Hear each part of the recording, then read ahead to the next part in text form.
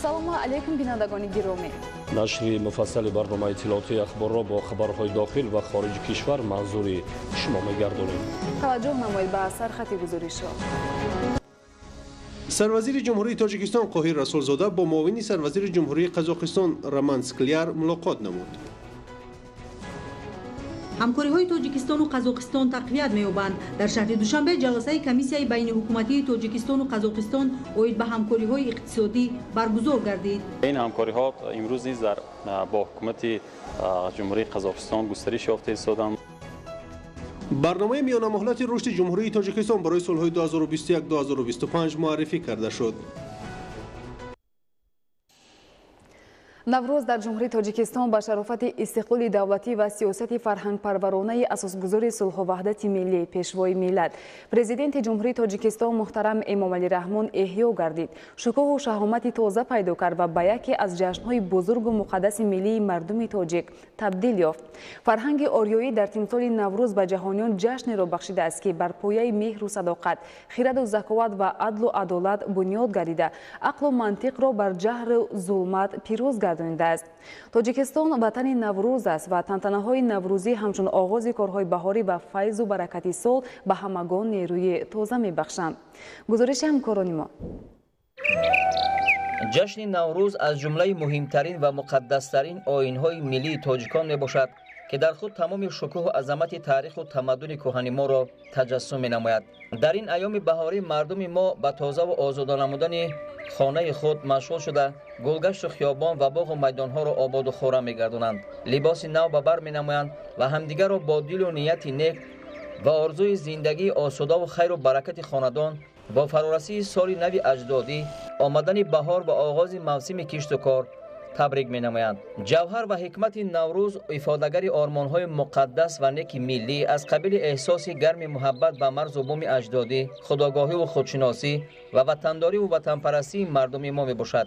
мо аз ҷумлаи миллату мардумони хушбахте ҳастем ки ин суннати деринаро бо маъниву муҳтавои амиқ ва ҷавҳари фалсафию рӯҳи зиндагисози он ба мерос гирифтаем. сарнавишти наврӯз таи таърихи беш аз 6000 сола ҳамеша ҳамвор ва бемушкилу монеа набуд.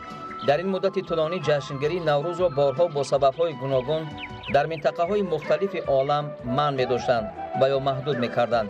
дар замони шӯравӣ наврӯзро танҳо дар деҳоти дурдаст ва он ҳам дар гузарҳои алоҳида гурӯҳҳои хурд-хурди бонувору пиронсолон бо пухтани хӯрокҳои гуногун ва бозию дилхушии кӯдакон истиқбол мегирифтанд. танҳо дар даврони истиқлоли давлатии тоҷикистон ҷашнгирии наврӯз ба сатҳи давлатӣ баромад ва чун оини пурифтихори ниёгони бостoniямон оммавияти воқеӣ пайдо намуд. дар замони истиқлоли давлатии тоҷикистон рисолати таърихию фарҳангӣ бар дӯши пешвои миллат муҳтарам Эмомалӣ Раҳмон, бузургмарди постдори оини шӯҳратманди ниёгони сарбаланди мо ва соҳибдинони муосири тоҷик вогузор шуд. хислатҳои волои ватандӯстиву ватанпарастӣ, дарки худшиносӣ ва огоҳ будан аз таъриху фарҳанги миллии кӯҳантамаддуни хеш ба президенти мамлакат муҳтарам Эмомалӣ Раҳмон нерӯи тозае бахшид то иқдоми ҷаҳонишавии наврӯзро ба миён гузорад, арзишҳои таърихиву фарҳангӣ ва суннату оинҳои неки ин иди ниёгонро ба ҷаҳониён бо мақому манзилати баландаш пешкаш намояд. сарвари давлат муҳтарам Эмомалӣ Раҳмон дар солҳои басу вазнини пас аз истиқлоли давлатӣ ба даст овардани Тоҷикистон бо фидокорӣ ва ҷони худ зери хатар монданҳои бешумор тавонистанд ки аҳли илму фарҳанг ва тамоми нерӯҳои солими ҷомеаро атрофи ғояҳои муттаҳидсозанда, пешбаранда ва эҳёи фарҳанги миллӣ гирд оварда давлати ҷавони моро аз вартаи фано раҳо намоянд. яке аз бахшҳои муҳими сиёсати фарҳангии пешвои миллат муҳтарам Эмомалӣ Раҳмон ва ҳукумати ҷумҳурии Тоҷикистон тарғибу ташвиқ ва ба оламиён муаррифӣ кардани наврӯзи хуҷастапай аст ки бешубҳа боиси афзоиши ҳисси ифтихору сарфарозии мардуми мо аз таъриху фарҳанги шӯҳратманди ниёгон ва таҳкими ваҳдату ягонагӣ мегардад. хизмати пешвои миллат муҳтарам Эмомалӣ Раҳмон дар эҳёи наврӯз ва таҷлили густурдаи он назаррас аст. маҳз талошҳову тадбирҳои созандаи сарвари давлат буд ки наврӯз дар Тоҷикистон аз сол ба соли дигар бо шаҳомати хоса таҷлил карда мешавад. тибқи андеша ва эътиқодоти аз аҳди бостон то ба имрӯз расида ва собит гардида, наврӯз айёми эҳёи табиат, баробаршавии шабу рӯз, пирӯзии нур ба зулмот, гармию нармӣ ба сардию тундӣ, некӣ бар бадӣ, عدالت بر رذالت، زیبایی بر زشتی، رمز پاکیزگی تن و جان، بخشش گناه‌های همدیگر، نوازش یتیمان، زمان گسترش آبادانی و بنیادکاری و آغاز کارهای کشاورزی است. پرزیدنت مملکت محترم امامعلی رحمان به حیث رهبر انجمن تاجیکان و فارسی زبانان عالم بهر احیای عنعنه‌های شهرتمند تمدن آریایی، ترغیب و تشویق آن در بین مردمان گام‌های پیوسته و استوار می‌گذارند. تشبث و ابتکارات نجیبانه او در این راه پیچان و پرافتخار از جانب رهبریت و مردمان آریایی نژاد ایران، افغانستان، هندوستان و پاکستان و دیگر کشورها دستگیری همه‌جانبه یافت. جامعه متمدن و معاصر از جمله نمایندگان بیش از 190 مملکت عالم، کشورهای اعضای تشکیلات با نفوذ سیاره سازمان ملل متحد که به آیین‌های انسان‌دوستانه و خیرات سازنده نیاز دارند، با هم‌آوازی عمیق پیشنهاد ارزنده پیشوای ملت پرزیدنت جمهوری تاجیکستان محترم امامعلی رحمان را باید به مقام بین‌المللی دادن به نوروز جانبداری نمودند. پشتیبانی و معرفی جشن اجدادی و از منبرهای سازمان‌های با نفوذ جهانی باعث گردید که اهمیت و افضلیت نوروز عجم به گوش مردمان سیاره رسد. محض همین جهد و تلاش‌های سرور دولت ما محترم امامعلی رحمان، اهل فرهنگ تاجیکستان و دستگیری و همفکری کشورهای حوزه تمدنی نوروز بود که سالهای 2009 و 2010 این جشن پرافتخار به معنی تامش جهانی شد. سال 2009 عید نوروز از جانب کمیته حفظ میراث فرهنگی سازمان ملل متحد رسما به فهرست یونسکو عاید به میراث بشری فرهنگ جهانی داخل کرده شد. 19 فوریه سال 2010 مجمع عمومی سازمان ملل متحد قطعنامه قبول کرد که طبق آن جشن نوروز مقام بین المللی گرفت، یعنی نوروز رسما جهانی شد. شروع از سال 2010 نوروز خجسته در سطح جهانی همچون جشن بین المللی در جمهوری تاجیکستان، جمهوری اسلامی ایران، ترکمنستان، جمهوری اسلامی افغانستان با شکوه خاصه این جشن خسروانی تجلیل گردید. جشن یکم و دوم بین المللی نوروز جهانی سالهای 2010-2011 در جمهوری اسلامی ایران برگزار گردید. سرور دولت تاجیکستان محترم امامعلی رحمان ضمن سخنرانی خود عاید به جهانی شوی این عید فرخنده باستانی و افزاینده دوستی و رفاقت میان فرهنگ‌های و تمدن‌های گوناگون اندیشه‌رانی کردند. خوشبختی ما شما آن است که امروز در روند بسیار تضادهای جهانی شوی که بسیار خطرهای جدی به فرهنگ‌های کشورهای ما و شما دارد، یک گوشه، یک صحنه تاریخی و فرهنگی مقدس ما شما جهانی گشت. این بسیار ظفری بزرگ است. بعد 6000 سال در این همایش جهانی نوروزی رهبران و نمایندگان والامقام دیگر کشورها نیز سخنرانی نمودند. به تشبث‌های ارزنده پرزیدنت جمهوری تاجیکستان محترم امامعلی رحمان بابت مقام جهانی گرفتن جشن نوروز و به یک عامل متحد کننده مردمان سیاره مبادل گرداندن آن بهای بلند دادند. سال 2012 تحت سروری محترم امامعلی رحمان، تاجیکستان و مردم کشور میزبان جشن بین المللی نوروز در شهر دوشنبه شدند. به این مناسبت در پایتخت کشور کنفرانس بین المللی نوروز 2012 و تنتنه‌های با شکوه ایدانه برگزار گردید.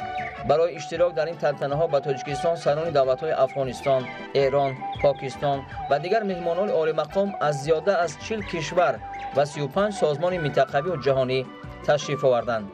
در افتتاح کنفرانس بین المللی نوروز 2012 سرور دولت تاجیکستان محترم امامعلی رحمان و سران دولت‌ها و سازمان‌های بین المللی سخنرانی نموده با افتخار و سرفرازی بی پایان با جهانی شوی این جشن باستانی مردم کل کشورهای حوزه تمدنی نوروز عالم افروز را تبریک و تهنیت گفتند. منبع جشن نوروز بین المللی سال 2013 در ترکمنستان و سال 2014 در جمهوری اسلامی افغانستان با برپا کردن چهاربینی‌های ایدانه تجلیل گردید. سال 2015 نیز چون سالهای دیگر ناوابسته از آن که تجلیل بین المللی نوروز خجسته در کدام دولت صورت می‌گیرد، در تمام گوشه کنار تاجیکستان صاحب استقلال مردم صاحب فرهنگ و تمدن آفر تاجیک این آیین فرخنده و باستانی ما را با شکوه خاصه استقبال گرفتند. سال 2016 هم پایتخت تاجیکستان شهر زیبای دوشنبه مکان برگزاری تنتنه‌های نوروز جهانی شد. 20 مارس سال 2016 پرزیدنت جمهوری تاجیکستان محترم امامعلی رحمان در کاخ باربد پایتخت چون عنعنه نکوی نوروزی در عرفه این جشن فرخنده جهانی شده با زیایان مملکت ملاقات صدبخش انجام دادند. дар вохӯрӣ шумораи зиёди аҳли зиёи мамлакат, намояндагони корпусҳои дипломатии муқими Тоҷикистон ва меҳмонон аз кишварҳои хориҷ, иштирокчиёни ҳамоиши байналмилалии адибони ҳавзаи Наврӯз ширкат варзиданд. ҳадафи ба Тоҷикистон даъват кардани донишмандону адибони маъруф аз кишварҳои мухталифи дунё ва баргузор кардани ҳамоиши адибонро сарвари давлат муҳтарам Эмомалӣ Раҳмон воситаи муҳими тарғибу ташвиқи аҳамияти фарҳангпарваронаи ин ҷашни ҷаҳонии Наврӯз ва оини башардӯстонаи он ба оламиён арзёбӣ карданд. фаҳмонданамон дар кор буд, исбот карданамон дар кор буд, далел дар кор буд. чунки қадномаи Созмони Милали Муттаҳид дар сурати қабул карда мешавад ки беш аз 145 давлати дунё онро ҷонибдорӣ мекунад. ва ҳамин таврам шуд. ман дар тамоми кишварҳо гаштам, ҳавзаи Наврӯз дар ҳама ҷо با یک زبان نوروز مبارک باشد افتخار دارد. نوروز برای همه چیز است، برای نیکبختی خوشبختی انسان است، جشن فرهنگی است، انسان پرور است، همه چی را برای انسان نسبت به دین و مذهب و ملت و نژاد همه چی پس سر است، فقط برای انسان، برای آدم نیکی کردن، خوبی کردن از این جشن می شود. یعنی مردم را از سردی های ناامیدی، سردی های زمستان به آینده درخشان هدایت می کند. از ناامیدی ها با امید راهنمایی می سازد. خرد و بزرگ تاجیکستان خرسندی می کنند. اینقدر خرسندی می کنند، اینقدر روحشان بالیده است که یک سال دراز تیاری میبینم به جشن نوروز. زندگی حیات خودش همانه است. هیچگاه رو افتاده شدن در کار نیست. حیات خودش مبارزه است. و شکرانه یک لحظه زندگی کردن ما. به همه کم و کاسی های زندگی جامعه نگاه نکرده. نوروز بی شاعر، نوروز بی سرود، نوروز بی نویسنده، نوروز بی موسیقی، بی فرهنگ، بی صنعت، اون نوروز نیست. بعد از سخنرانی سرور دولت محترم امامعلی رحمان، یک گروه اشتراکچیان همایش بین‌المللی ادیبان حوزه نوروز برآمد کردند. آنها با ذکر خصوصیت‌های خاص نوروز بین‌المللی و تشبس‌های ارزنده پرزیدنت جمهوری تاجیکستان بهر جهانی گردانیدن نوروز عجم بهای بلند دادند و این خدمت‌های شایسته پیشوای تاجیکان جهان را نمونه عالی بشردوستی و فرهنگ پروری امامعلی رحمان معنی داد کردند. در دوران صاحب استقلالی کشور با تشبس و تلاش‌های سازنده پیشوای ملت محترم امامعلی رحمان، نوروز سوخت، ختلان، بدخشان و ناحیه‌های تابع جمهوری با خصوصیت‌های خاصش با رقص و بازی، اجرای سرودهای خلقی، نمایش هنرهای مردمی، تیار کردن طعام‌های ملی خاص نوروز، نوازش یتیمان، دستگیری نیازمندان و برگزاری چهاربینی‌های ورزشی جشن گرفته می شود. ما افتخار می کنیم که بعد از صاحب استقلال گردیدن تاجیکستان عزیزمان با شرافت استقلالیت، صلح و ثبات جامعه و وحدت ملی، جشن بزرگ اجدادیمان نوروز عمری دوباره کسب کرده. امروز در سراسر مملکت و بیرون از آن با شکوه و شهامت بی سابقه تجلیل می گردد. ما افتخار داریم که تاجیکستان بر حق وطن نوروز، صدد، تیرگان و مهرگان است. هر کدامی از این جشن‌ها تاریخی بیش از 6000 ساله دارد و این دلیل نیست باعث افتخار ماست که نوروز باستانی امروز جشن جهانی گردیده است. طور به همگان معلوم است هنوز از ماه ینور سال 2021 در تاجیکستان بیماری نوی سرایتی کرونا ویروس دیگر به قید گرفته نشد، ولی نوابسته از این شهروندان مملکت با رعایت همه قاعده‌های سانیتاری و گیگینی امروزها به طور شایسته کار و زندگی کرده ایستادند. تمام تشکیلات و مؤسسه‌های ساحه‌های معارف، تندرستی و دیگر بخش‌های مهم اقتصادی منتظم فعالیت دارند. ما امروز شکرانه می‌کنیم که از آغاز ماه ینور در کشورمان عموماً بیماری سرایتی کووید 19 از بین رفته است، یعنی تاجیکستان امروز به کووید 19 است.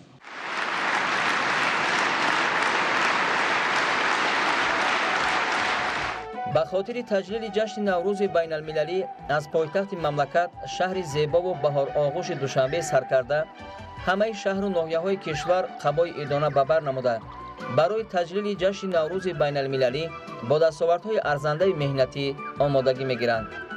имсол низ мардуми тамаддунофари тоҷик ҷашни наврӯзи ҷаҳониро бо шукӯҳу шаҳомат, барпо кардани чорабиниҳои идона, сайругашти оммавӣ ва бо шукргузорӣ аз даврони соҳибистиқлолӣ, ваҳдату сарҷамъӣ таҷлил менамоянд. идомаи ахбор. имрӯз сарвазири ҷумҳурии тоҷикистон Қоҳир Расулзода бо муовини сарвазири ҷумҳурии Қазоқистон Роман Скляр мулоқот намуд. ҷонибҳо аснои мулоқот масъалаҳои муҳиму дуҷонибаву бисёрҷонибаро мавриди баррасӣ қарор доданд. мавриди зикр аст ки новобаста аз паҳншавии бемории сироятии COVID-19 ҳаҷми гардиши молу маҳсулот байни Тоҷикистону Қазоқистон дар соли 2020 $909.8 миллион амрикоиро ташкил намуд. аз ҷумҳурии Тоҷикистон ба ҷумҳурии Қазоқистон дар ҳаҷми $152.2 миллион ва аз ҷумҳурии Қазоқистон ба ҷумҳурии Тоҷикистон дар ҳаҷми $757.5 миллион молу маҳсулот содирот карда шудааст. зикр гардид ки новобаста аз натиҷаҳои ба дастомада то ҳол имкониятҳо байни ду кишвари дӯст ба пуррагӣ истифода нашудаанд. ҷонибҳо зимни мулоқот иброз доштанд ки ҳамгироӣ байни Тоҷикистону Қазоқистон дар заминаи сиёсати муваффақонаи сарони ҳарду давлат тақвият ёфта, минбаъд низ имкониятҳо мақсаднок истифода бурда хоҳад шуд. имрӯз дар шаҳри Душанбе таҳти роҳбарии муовини якуми сарвазири ҷумҳурии Тоҷикистон Давлат Али Саид ҷаласаи комиссияи байниҳукуматии Тоҷикистону Қазоқистон оид ба ҳамкориҳои иқтисодӣ баргузор гардид. Нуриддини Қурбон ва Холмаҳмади Давлат аз рафти ҷаласа гузориш медиҳанд. дурнамои фаъолияти дуҷониба ва таҳризии нақшаи мукаммал барои самаранокии равобит, ҳамоиши навбатӣ бо баррасии муҳимтарин мавзӯъ ва масъалаҳои рушди муносиботи дуҷониба сурат гирифт ки дар ҷараёни он муовини якуми сарвазири ҷумҳурии Тоҷикистон Давлатали Саид ва муовини сарвазири ҷумҳурии Қазоқистон Скляр Роман Васильевич аз ҷумла намояндагони вазорату идораҳо субъектҳои хоҷагидори ҷумҳурии Тоҷикистону Қазоқистон иштирок намуданд. заминаи муносибатҳои дуҷониба ва бисёрҷонибаи ҷумҳурии Тоҷикистон ва ҷумҳурии Қазоқистон дар асоси сиёсати пешгирифтаи сарони ду давлати бо ҳамдӯст асос ёфта сол то сол марҳилаи нави рушдро касб мекунад. дар рафти ҷаласа масъалаҳои муҳими ҳамкориҳои дуҷониба аз ҷумла дар соҳаҳои иқтисод ва савдо, сармоягузорӣ, саноат, нақлиёт, маориф ва илм, кишоварзӣ, муҳоҷират, энергетика ва захираҳои об, тандурустӣ, фарҳанг, варзиш ва сайёҳӣ мавриди баррасӣ қарор гирифт. این همکاری‌ها امروز نیز با حکومت جمهوری قزاقستان گسترش یافته ایستادند، مخصوصا در ساحه آب، انرژتیکا، کارکردی مصنوعات کوهی، صنعت سبو، ترانسپورت، کمونیکاسیا که این نشان می‌دهد که حکومت جمهوری تاجیکستان در منطقه با یکی از کشورهای سازنده از نگاه اقتصادی و رشدینده اقتصادیات منطقه به حساب می‌رود. ضمن جلسه کمیسیا از جانب همرئیسان با مقامات دولتی و سوبیکت‌های خوجگیداری دو دولت برای تقویت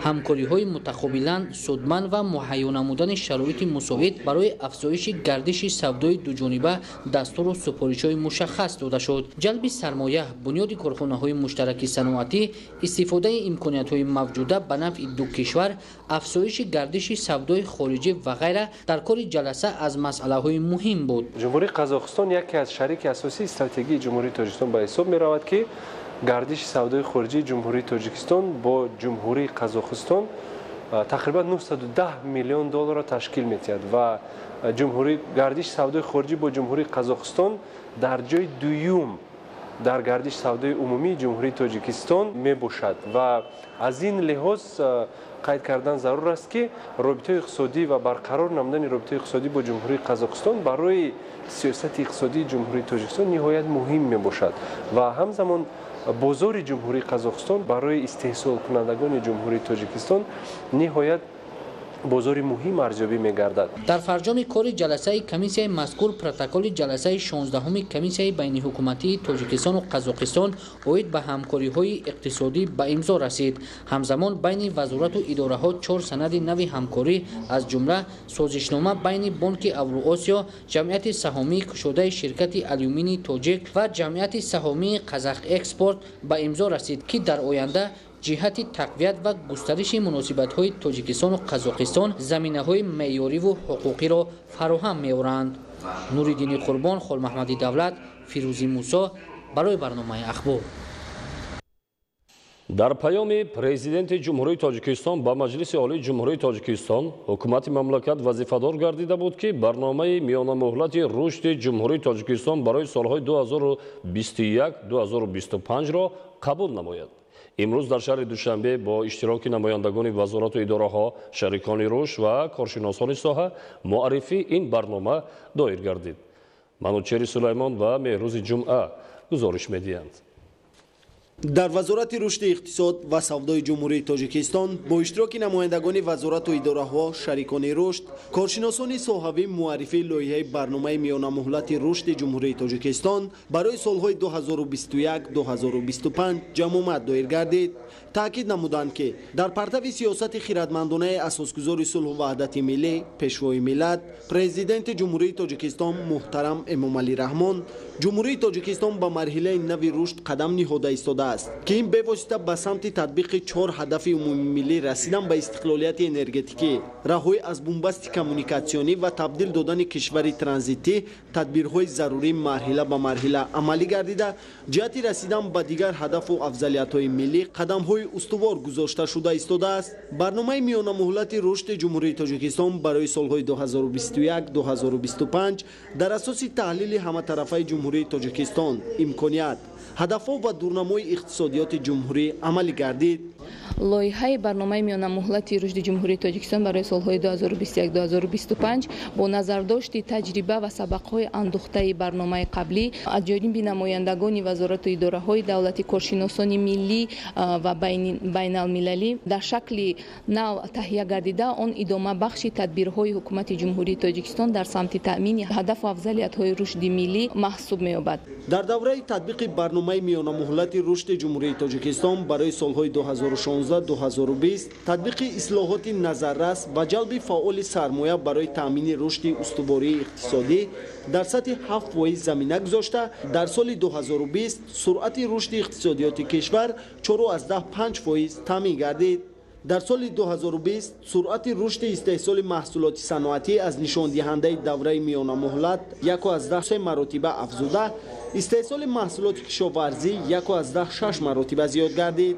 лоиҳаи барномаи миёнамуҳлати рушди ҷумҳурии Тоҷикистон барои солҳои 2021-2025 бо назардошти дастовардҳо ва таҷриба дар ҳамкорӣ бо шарикони рушд ва ҷалби мутахассисони миллӣ дар шакли нав таҳия гардида, он идомабахши тадбирҳои ҳукумати ҷумҳурии Тоҷикистон дар таъмини рушди босуботи иқтисодӣ дар кишвар равона гардидааст.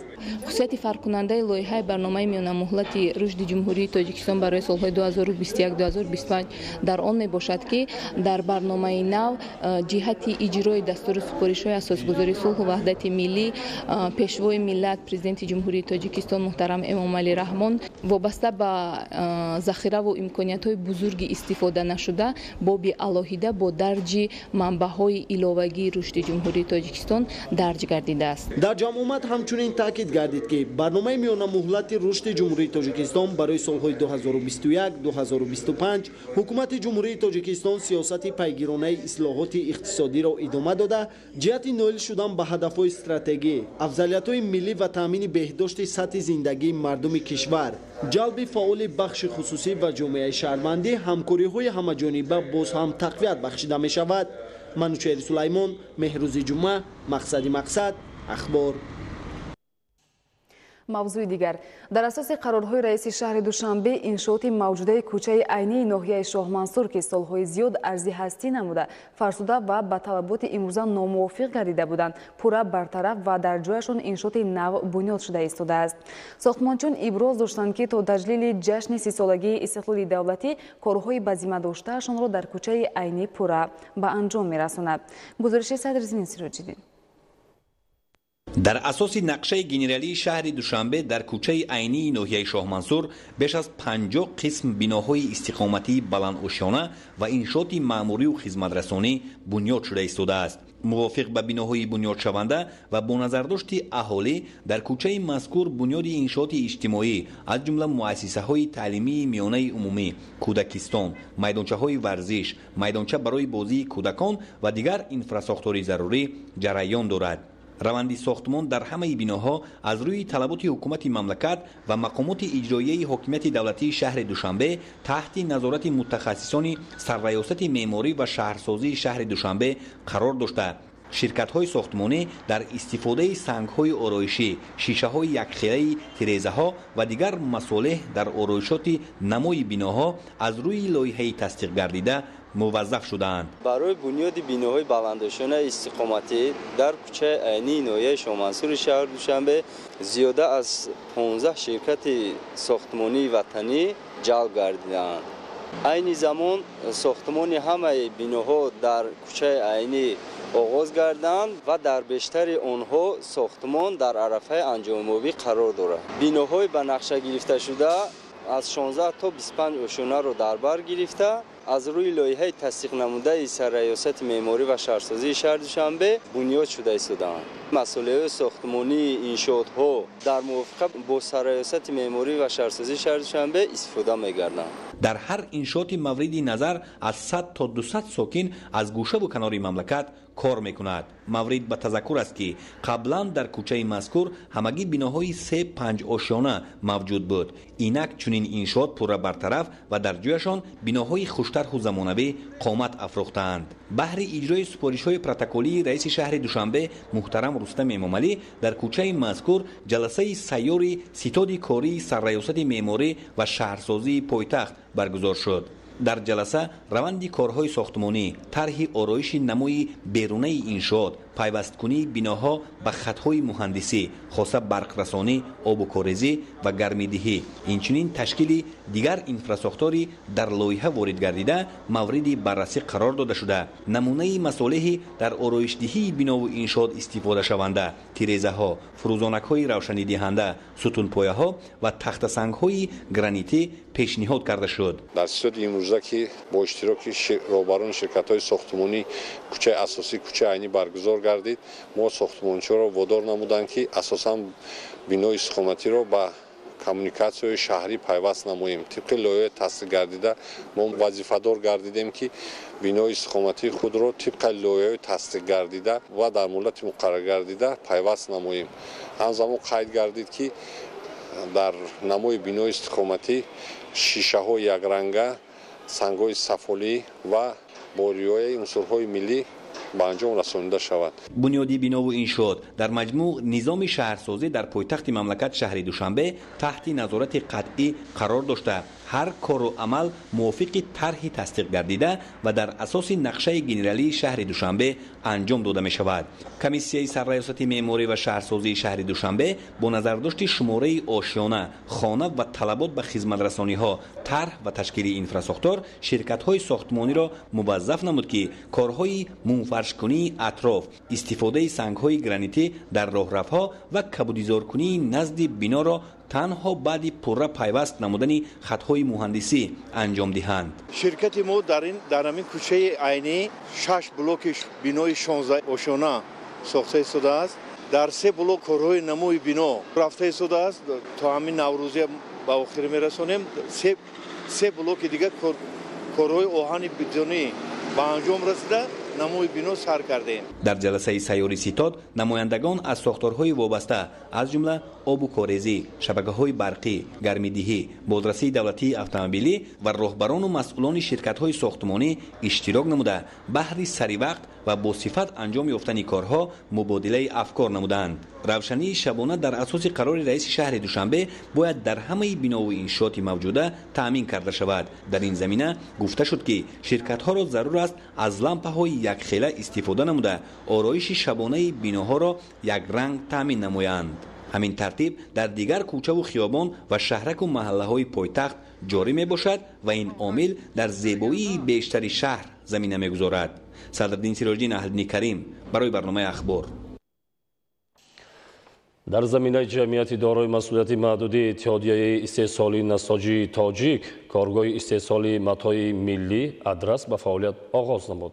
این کارگاه در اساس همکاری‌های مشترک تاجیکستان و ازبکستان بنیاد گردیده در صورت پوره به استفاده دادن آن بیش از 80 نفر با جای کار تأمین خواهد شد. گزارش همکاران ما در این خصوص تهیه شده است. جمعیت دارای مسئولیتش محدود اتحادیه استحصالی نساجی تاجیک یکی از کارخانه‌های عظیم کشور است که فعالیت آن اساساً به کارکرد نخ پخته روانه گردیده است. اقتدار استحصالی محصولات در این کارگاه دوام سالهای اخیر به مراتب افزود که الکی خریداران خود را پیدا نمود و خصوصاً بازار داخله را زیر دست گرفت. چون میزاجان بیشتر شدن، اقدام‌های نو نیز از جانب رهبریت پیاده کرده شد. همینک در عرفه نوروز بین‌المللی و زیاد گردیدن طلبات به متاع ملی ادرس در زمینه اتحادیه نساجی کارگاه مشترک جمعیت دارای مسئولیتش محدود ادرس دوشنبه به فعالیت پرداخت. ما در یک جایگی با همکاران خود که از جمهوری ازبکستان می باشد یک کارخانه مشترک تشکیل نمودیم در اینجا. حالا استحصال ادرس رو برای ماندیم. نگفته نماند که این ادرس هایی که در این کارگاه ما استحصال می شود 100% از نخ پخته می باشد، صفتی خوب دارد و خوشبختانه اون متاعی که امروز در این کارگاه ما استحصال کرده می شود این در تاجیکستان عزیز ما یکم مراتب می باشد. ما این رو به راه ماندیم، استحصال نموده ایستادیم. قابل به ذکر است که تمام دستگاه و تکنیک‌های کاری موثر بوده صرف برای استحصال ادرس روانه گردیده است و از جهت استفاده نیروی برق نیز کم خرجند. بیت المال مسئولین با استفاده پرداختن مرحله یکم سیخ مذکور 20 نفر به عنوان با کار دائمی تامین گردیده. در صورت پوره به کار درآمدن آن بیش از 80 نفر با کار و معاش خوب تامین می‌گردند. عین حال 13 عدد دستگاه ادرس بافی نصب گردیده 9 نمود متاع استحصال کرده می شود. تا پوره آماده گردیدن متاع ادرس چند مرحله اساسی انجام داده می شود. مثلا یکی از پرینسیپ های کاری این کالندر نمودن، یعنی در فابریکه رنگ‌آمیزی این عمل برای جلو دادن متاع و صفت خوبی آن عملی کرده می شود. سهم زیادی بافندگان نیز در آماده گردیدن محصولات نهایی نظر است. قابل به ذکر است که سال گذشته در زمینه کارخانه مذکور کارکرد و استحصال سچاق‌های پددار به راه مانده شد. این نوع محصولات رقابت‌پذیر امروز در کارگاه رنگ‌آور نیز کرده می شود که در انجام دادن این عمل متخصصان و دوزندگان محلی جلب شدند. یعنی گفتن ممکن است که به راه ماندن استحصال متاع ادرس و سچاق‌های پددار در ساحه صنعت کشور چیزی نو است. این چیز استحصال نمیشه در تاجیکستان. همش چیزی که در تاجیکستان بود همش از حساب واردات بود. ما سال گذشته به راه ماندیم سرچاق‌های پددار استحصال کردیم. من سال گذشته ما زیاده از 400,000 دانه استحصال کردیم. اقتدار سالانه ما تا 600,000 است. حاضر ما 400,000 دانه استحصال کردیم سال گذشته. این سال ما نیت داریم که همون 600,000 که اقتدار ما است همون ما استحصال نماییم. قابل به ذکر است که در یک سال اقتدار استحصال ادرس زیاده از 300,000 متر را تشکیل می‌دهد. بیت المال مسئولان در صورت زیاد گردیدن طلبات و درخواست میزاجان امکانیت باز هم افزون نمودن استحصالات جای دارد. در ناحیه یاوان ولایت خاطلون با استقبال جشن 30 سالگی استقلالی دولتی جمهوری تاجیکستان با سهم صاحبکاران محلی 2 کیلومتر راه اهمیت جمهوری با پهنایی 11 متر بتونپوش شده، 4 کیلومتر راه مرکز شهرک یاوان با پهنایی 18 متر تجدید و نوسازی گردید. گزارش از ناحیه یاوان. جهت تطبیق عملی نقشه و برنامه‌های حکومت جمهوری تاجیکستان در سمت کارهای آبادانی و بنیادکاری بهر در سطح بلند آمادگی استقبال گرفتن جشن بزرگ عمومی ملی 30 سالگی استقلال دولتی در ناحیه یاوان ولایت خاطلون نقشه چاره‌بینی‌های آبادانی و سازندگی در سطح محل تحریزی گردیده مورد عمل قرار دارد.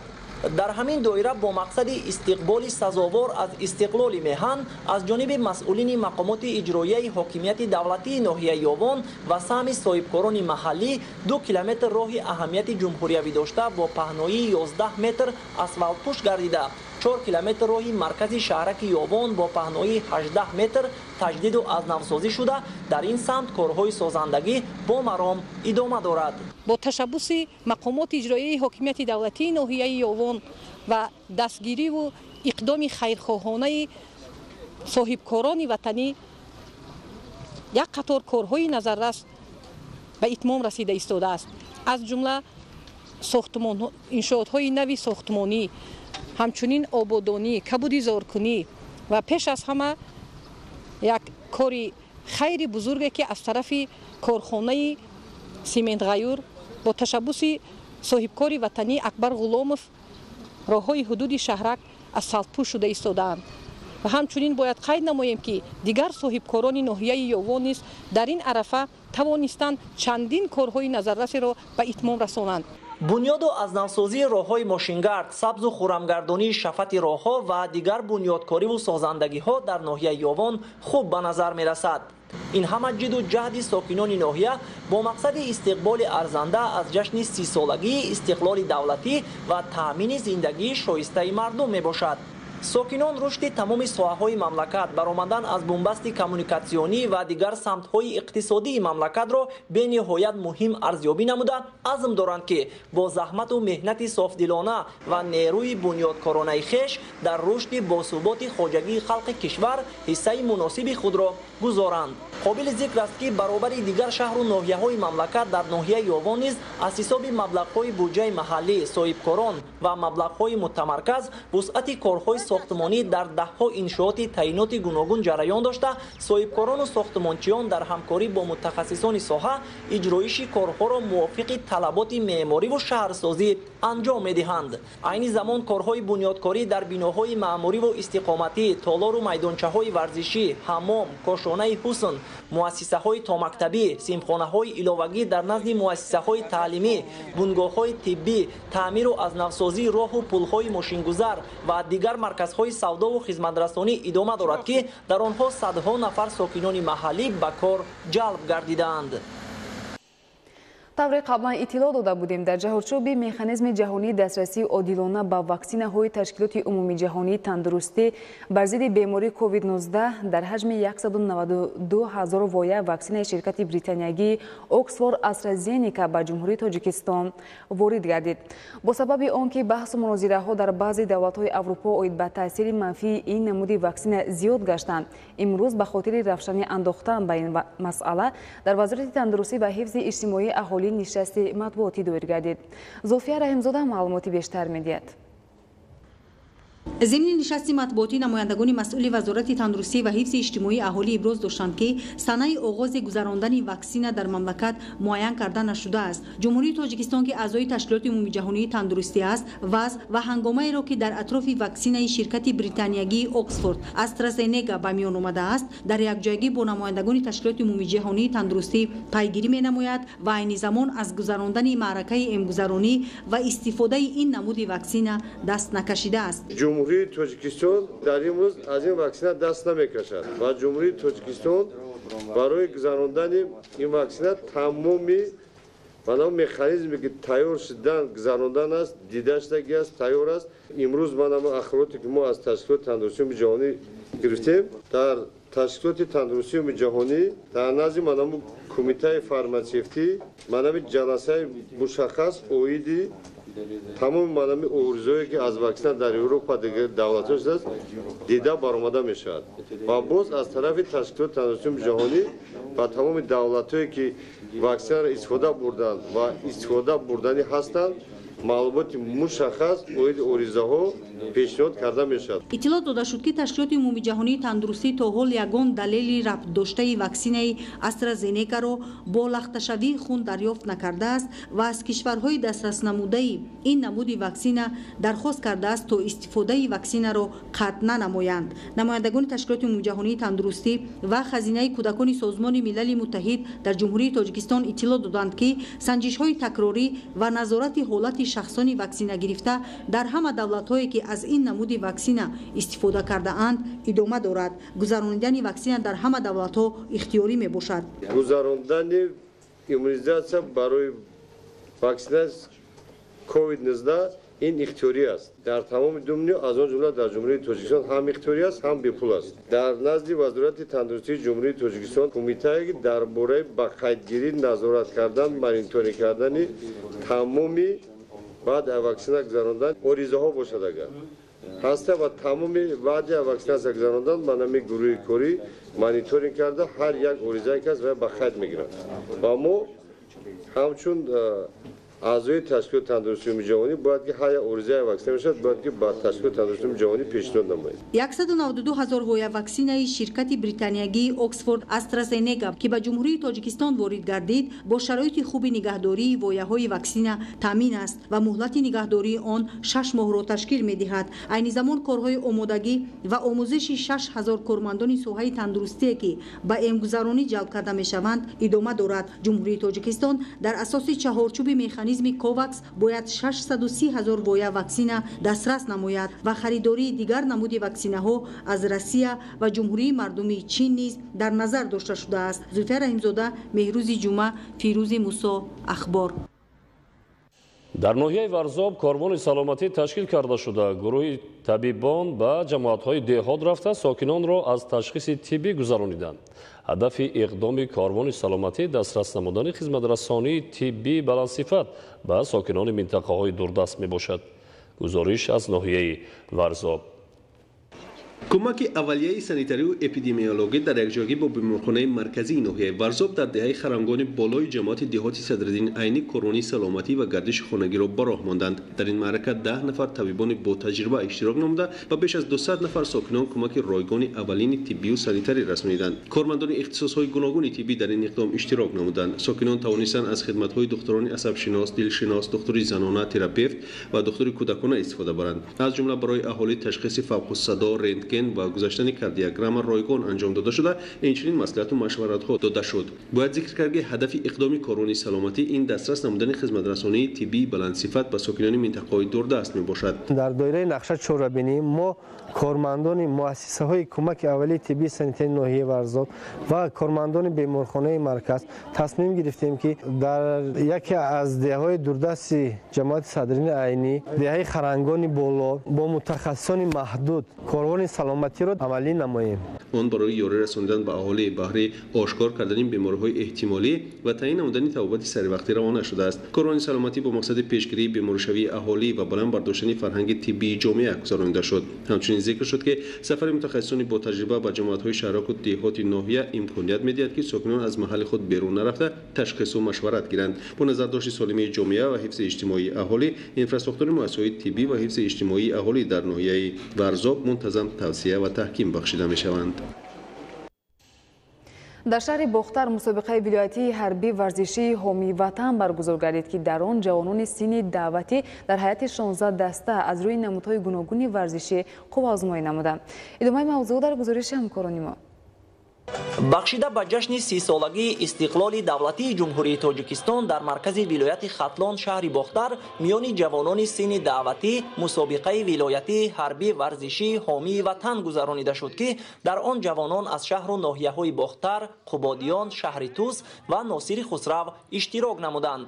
масъулин мақсад аз баргузории чорабинии мазкурро дар баланд бардоштани сифатҳои ахлоқӣ, такмил додани корҳои ватандӯстӣ, варзишӣ байни ҷавонони синни даъватӣ ва тайёр намудани онҳо ба дифои ватан, тарбия намудани масъулиятнокӣ нисбат ба хониш, сифатҳои олии маънавӣ, ташаббускорӣ ва худфаъолият, шуурнокӣ, бародарӣ, дӯстиву иттифоқӣ, ҷасорат, зиракӣ ва тобоварӣ дар ҳама муҳиту ҳолат маънидод намуданд. ҳадаф аз ташкили мусобиқаи мазкур ин пеш аз ҳама дар замири ҷавонон баланд бардоштани эҳсоси гармии ватандӯстӣ, аз ҷиҳати ҷисман обутоб ёфтан ва муайян намудани беҳтарин дастаҳо дар минтақаи Бохтари вилояти Хатлон буд. дар рафти баргузории мусобиқаи ҳарбӣ варзишии ҳомии ватан ҷавонон дар ҳайати 16 даста аз рӯи 6 намуди варзиш, давидан ба масофаи 100 метр, найзапартоӣ, дастхобонӣ, турниккашӣ, сафороӣ, гузашти ҳарбӣ ва дигар мусобиқаҳои шавқовари ҷисмонӣ миёни ҳам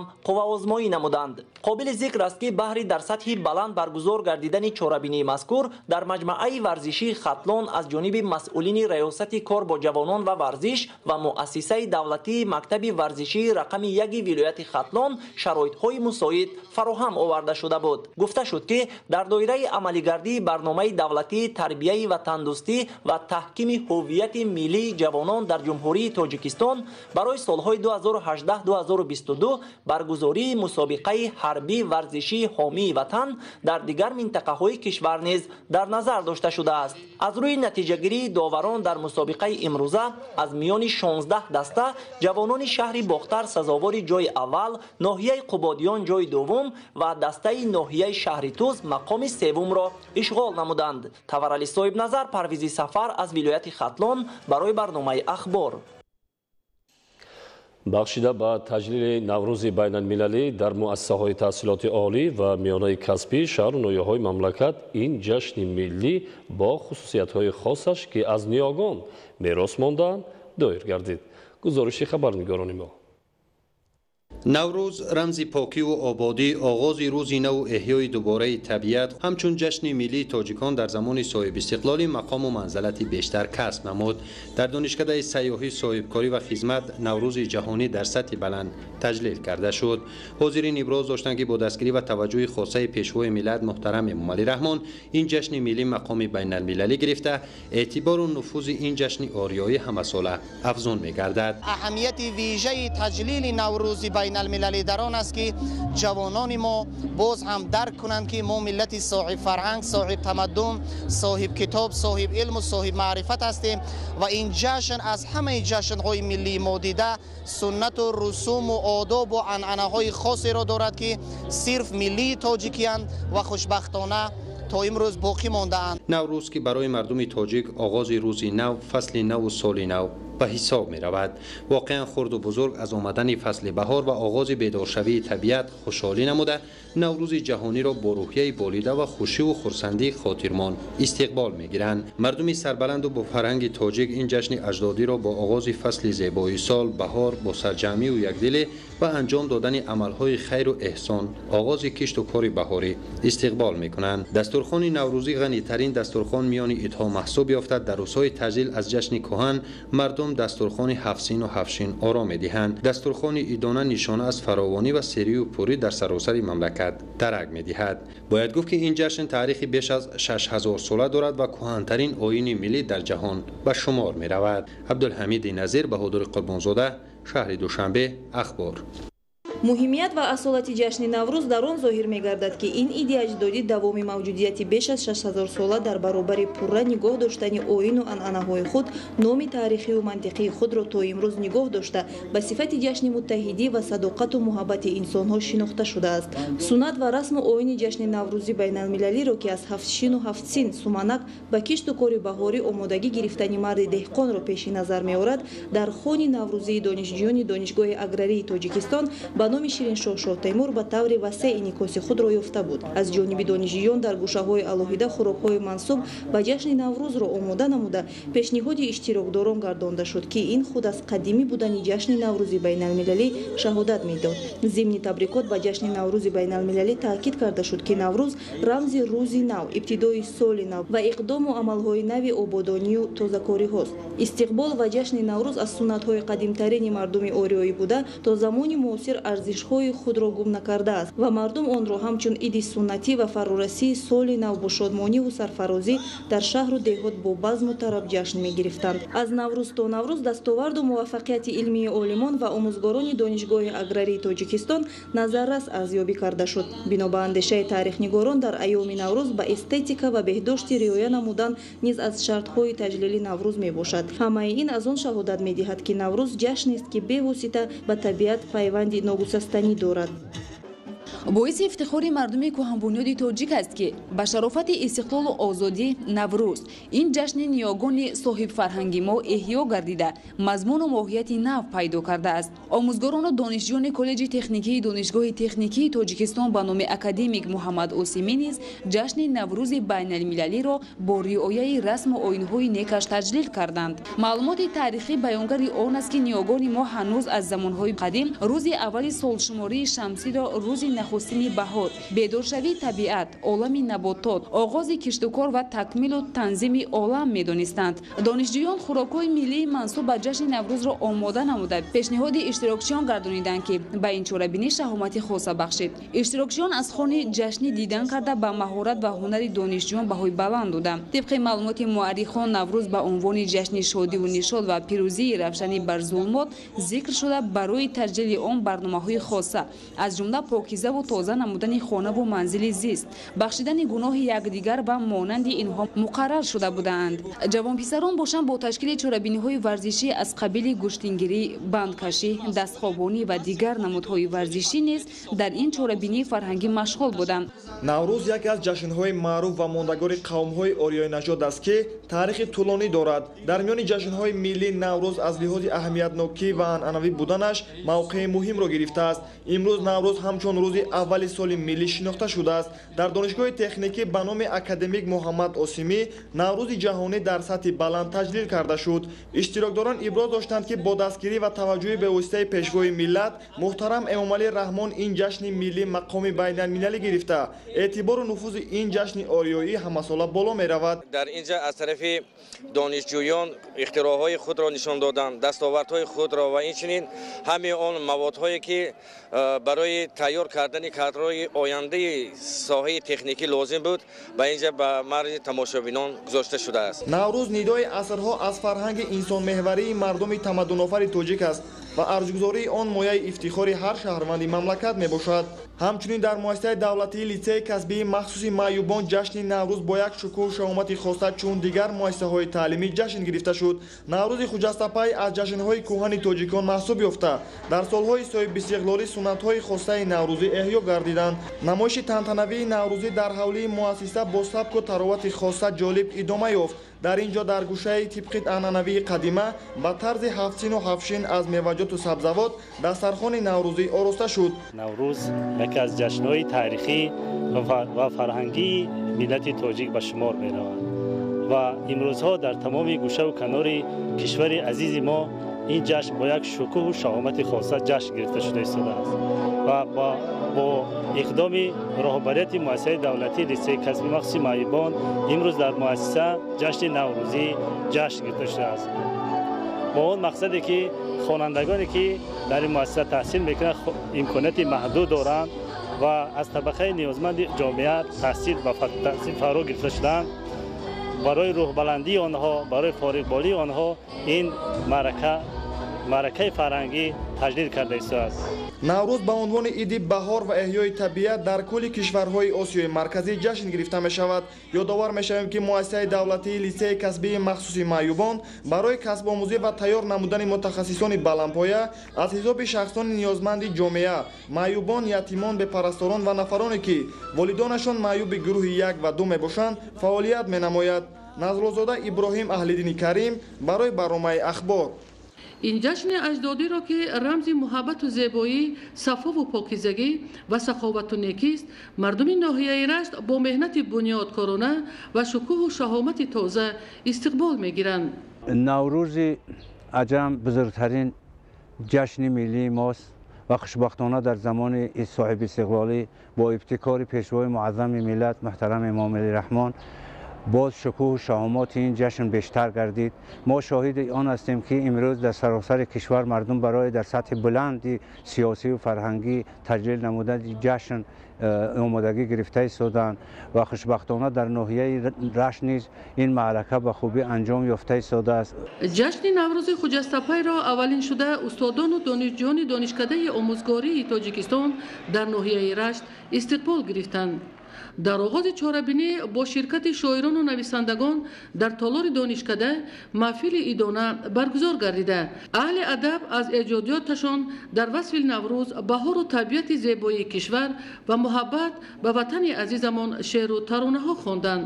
баъдан дар маҷмаи варзишии донишкадаи омӯзгорӣ бо ширкати устодону донишҷӯён ва меҳмонон ҷашни наврӯз баргузор гардид. дар толори варзишӣ донишҷӯён маҳсулидастони худро аз қабили таъмҳои миллӣ ва дигар ҳунарҳои мардумиро ба маърази тамошо гузошта устодону меҳмонон аз ин намоишгоҳ дидан карданд. дар қатори дигар толор даҳҳо нафар ҷавонону наврасон маҳорати малакаи варзишии худро ба меҳмонон нишон медоданд ки бештари онҳо дар мусобиқаҳои сатҳи ҷумҳуриявӣ ва минтақа ширкат намуда сазовори медалу ифтихорнома мебошанд. гуфта шуд ки این جشن اجدادی چون درخت بزرگ معرفت و انعنه، رسم و آیین‌ها و خیرخواهی و خیراندیشی بوده. در این روز مبارک از نام رهبریت دانشکده به یک چند نفر استادان و دانشجویان افتخارنامه و کمک‌های پولی داده شد. با تنتنه‌های نوروزی برنامه هنری دانشجویان که ترنمگر مهر و محبت به وطن عزیز و نوروز خجسته‌پی بود، شکوه و شهامت تازه بخشید. ایدگل محمود، دادرجان میرزازاده برای برنامه اخبار از ناحیه رشت. در دایره نقشه چوربینی‌های کمیته کار با جوانان و ورزش نزد حکومت جمهوری تاجیکستان بخشیده به جشن نوروز جهانی مرحله یکم فستیوال بازی‌های ملی در دانشکده تربیت جسمانی تاجیکستان به نام سید مومن رحیموف برگزار گردید. در مرحله یکم فستیوال بازی‌های ملی از 5 فاکولته دانشکده 40 دسته فعالانه اشتراک نمودند. یکی از مهمترین واسطه استوارگردانی رشد ساحه ورزش، احترام و ارجگذاری به بازی‌های ملی ورزش که همچون رمز متانت، جسوری، توانایی و دلیری و شجاعت بهر حفظ ارزش‌های والای ملی و تأمین سالمی جامعه روانه گردیده است، زیر هدایت و دستگیری‌های همیشگی پیشوای معظم ملت از نو احیا و رشد یافته ایستادند. در زمان معاصر به ورزش و طرز حیات سالم، مخصوصاً بازی‌های ملی ورزشی جلب نمودن قشرهای گوناگون جامعه اهمیتی مهم داشته، آن برای بهداشت گنفاند ملت ارزش کلان دارد. ملت تاجیک از قدیم وابسته به فصل سال و سین و سال نمودهای گوناگون بازی‌های ورزشی داشت که به واسطه آنها سالمی ملت منتظم تأمین می‌گردید. در مرحله یکم برگزاری فستیوال بازی‌های ملی قریب 40 نمود بازی‌های ملی تشکیل کرده شد که بیشتری آنها تا به امروز به گوشه فراموشی رفته بودند. محض تشکیل و برگزاری چنین چهاربینی‌های مهم در روزهای استقبال از نوروز بین‌المللی باعث گردید که طی سال‌های اخیر بیشتری بازی‌های ملی از نو احیا شوند. احیا و رشد نمودهای ملی ورزش در جمهوری تاجیکستان توسط برگزاری فستیوال بازی‌های ملی ورزش جهت فراگیری هرچی بیشتری نورسان و جوانان به تاریخ، فرهنگ، رسم و آیین و انعنه و سنت‌های تاجیکانه بهر بلند برداشتن حس خودشناسی و خودآگاهی، احترام و ارجگذاری به ارزش‌های ملی، همزمان ترغیب و تشویق و تحکیم طرز حیات سالم راه اندازی می‌گردد. لازم به ذکر است که این چهاربینی ورزشی از 1 تا 30 مارس سال جاری ادامه می‌یابد. عبدالحمید نظیر، مقصد اخبار. بینندگان گرامی، نشر مفصل برنامه اطلاعاتی اخبار خاتمه می‌یابد. با شما زندگی آباد و آسایش‌تر را تمنا داریم. با برنامه‌های تلویزیونی تاجیکستان بمانید.